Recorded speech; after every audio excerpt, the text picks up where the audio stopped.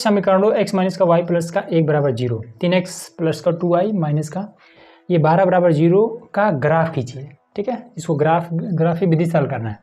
कह रहा है कि x अक्ष और इन रेखाओं से बने त्रिभुज के शीर्षों का निर्देशांक ये तो आपको चैप्टर 5वां में पढ़ने को मिलेगा, बट हम आपको बता देंगे। ठीक है, निर्देशांक ज्ञात कीजिए और त्रिभुजाकार पटल को छायांकित कीजिए। छायांकित का मतलब कि उसको ऐसे लेप देना है। ठीक है, चलिए इसको हल करते हैं।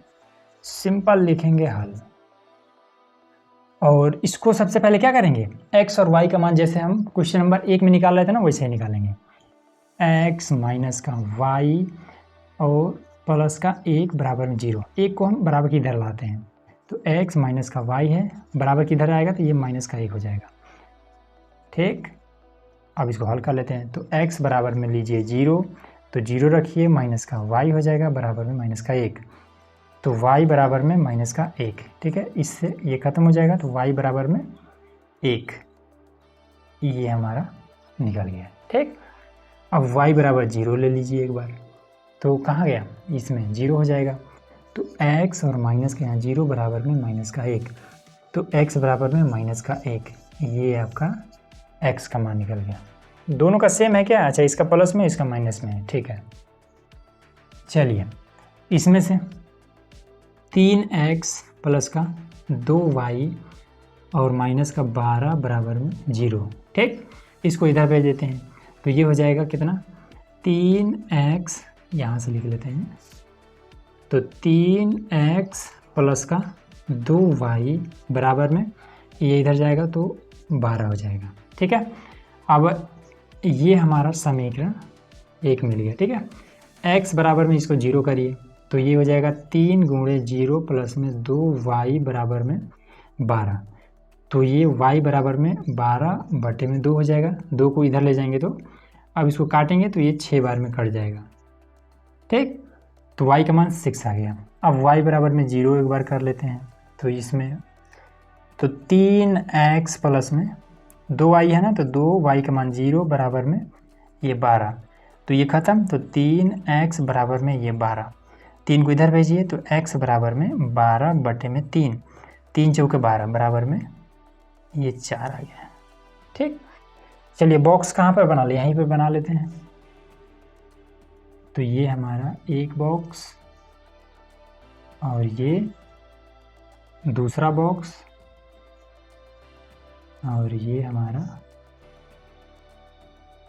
x और y, x और y। ठीक है, चलिए यहाँ देखिए, x जब हमने 0 लिया था, x जब हमने 0 लिया था तो y हमारा 1 आया था, फिर y जब हमने 0 लिया था तब x हमारा माइनस का 1 आया था, फिर x हमने 0 करने पर y हमारा कहाँ गया, y हमारा 6 आया है, फिर y 0 करने पर x हमारा 4 आया है।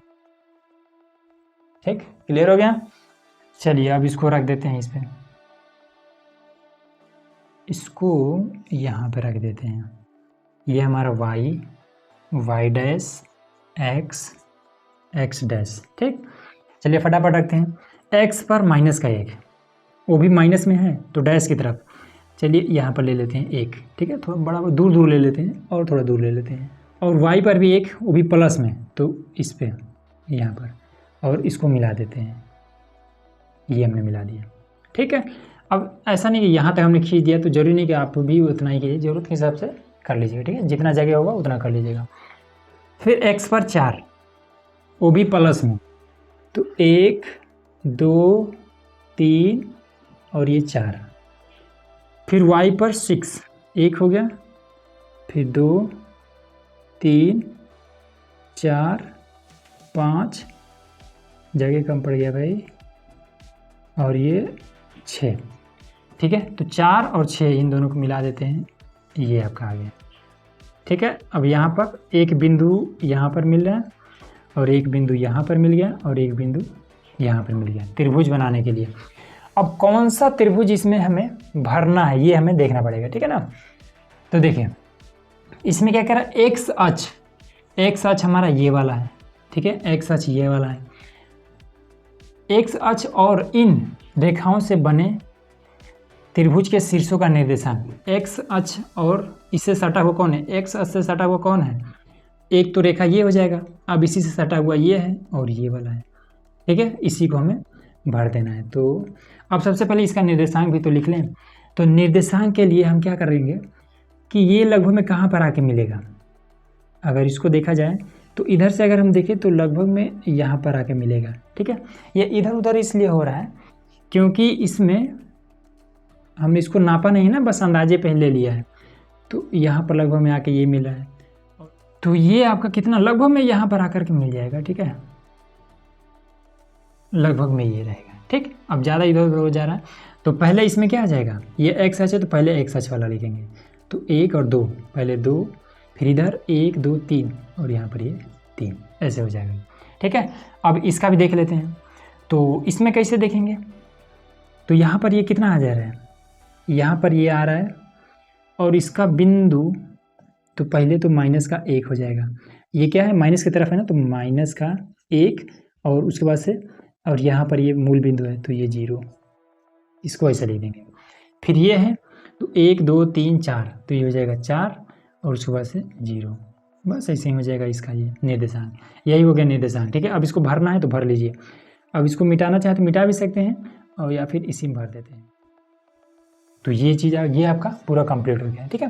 अब देखिए कि जिन लोगों को ये कन्फ्यूजन है कि भाई ये निर्देशांक हम कैसे लिख रहे हैं, तो यहाँ पर एक कटान बिंदु एक मिल रहा है, ठीक है।